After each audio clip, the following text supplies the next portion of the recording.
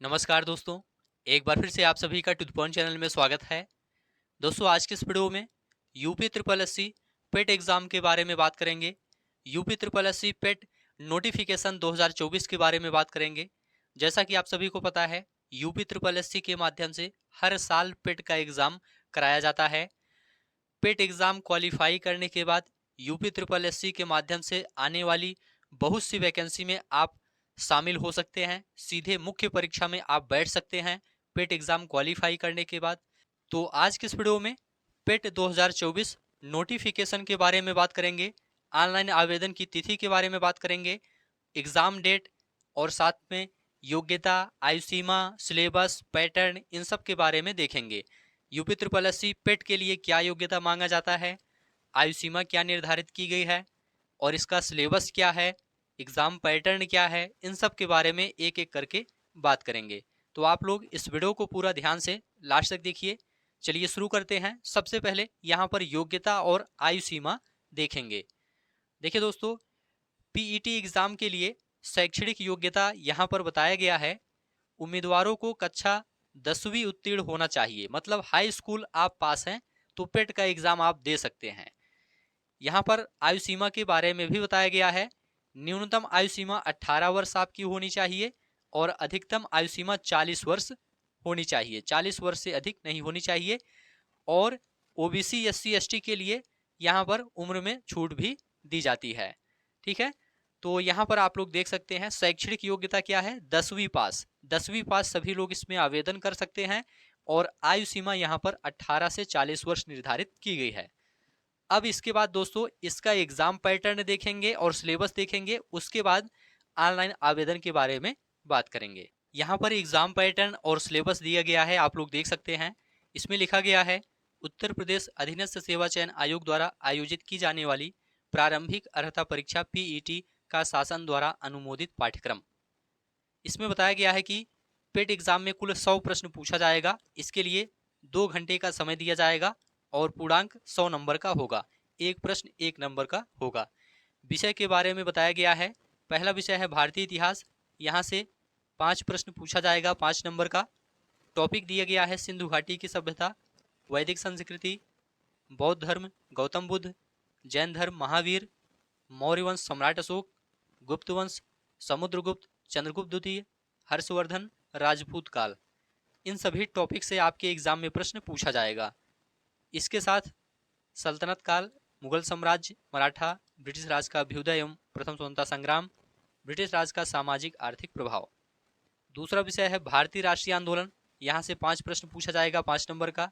Topic है स्वाधीनता आंदोलन के प्रारंभिक वर्ष, स्वदेशी तथा सविनय अवज्ञा आंदोलन, महात्मा गांधी तथा अन्य नेताओं की भूमिका, क्रांतिकारी आंदोलन तथा उग्र राष्ट्रवाद का उदय, विधायी संशोधन तथा ब्रिटिश इंडिया एक्ट 1935, भारत छोड़ो आंदोलन, आज़ाद हिंद फौज तथा नेताजी सुभाष चंद्र बोस। ये पूरा टॉपिक है भारतीय राष्ट्रीय आंदोलन का।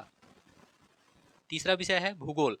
यहाँ से भी 5 प्रश्न पूछा जाएगा 5 नंबर का। टॉपिक है भारत एवं विश्व का भौतिक भूगोल, नदियाँ तथा नदियों की घाटी, भूजल संसाधन, पर्वत पहाड़ियाँ हिमनद, मरुस्थल और शुष्क क्षेत्र, वन खनिज संसाधन, भारत एवं विश्व का राजनैतिक भूगोल, जलवायु तथा मौसम, टाइम जोन, जनसांख्यिकी परिवर्तन तथा प्रवास।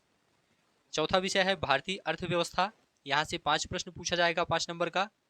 टॉपिक है भारतीय अर्थव्यवस्था 1947 से 1991 तक, योजना आयोग तथा पंचवर्षीय योजनाएं। यहाँ से प्रश्न पूछा जाएगा। मिश्रित अर्थव्यवस्था का विकास से प्रश्न पूछा जाएगा। हरित क्रांति, दुग्ध विकास एवं ऑपरेशन फ्लड, बैंकों का राष्ट्रीयकरण तथा सुधार, 1991 में आर्थिक सुधार तथा उसके बाद की अर्थव्यवस्था, 2014 के बाद के आर्थिक सुधार, कृषि सुधार, ढांचागत सुधार, श्रम सुधार, आर्थिक सुधार, जीएसटी। इन सभी टॉपिक से आपके एग्जाम में प्रश्न पूछा जाएगा।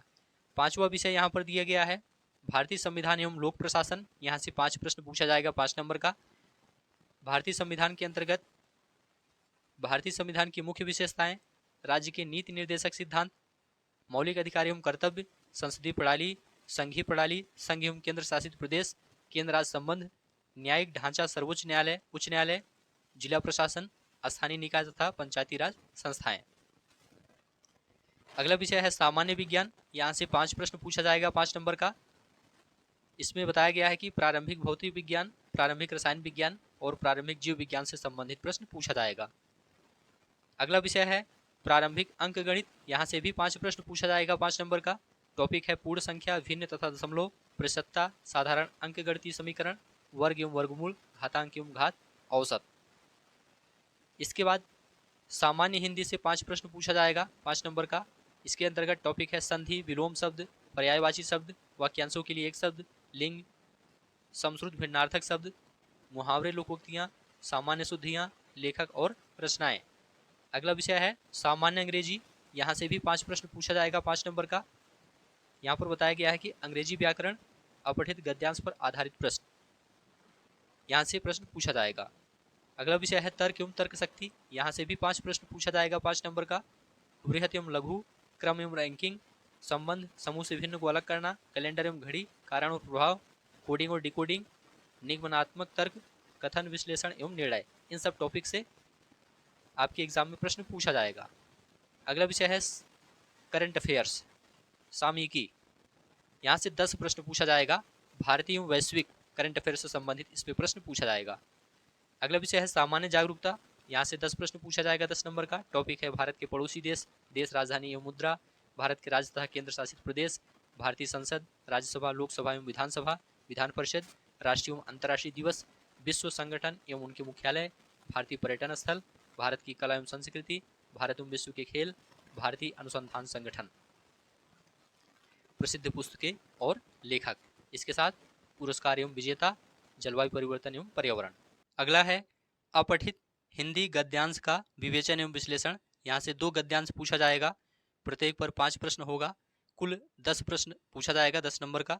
इसके बाद है ग्राफ की व्याख्या एवं विश्लेषण, यहाँ से 2 ग्राफ पूछा जाएगा, प्रत्येक ग्राफ पर 5 प्रश्न होगा, यहाँ से 10 प्रश्न पूछा जाएगा 10 नंबर का।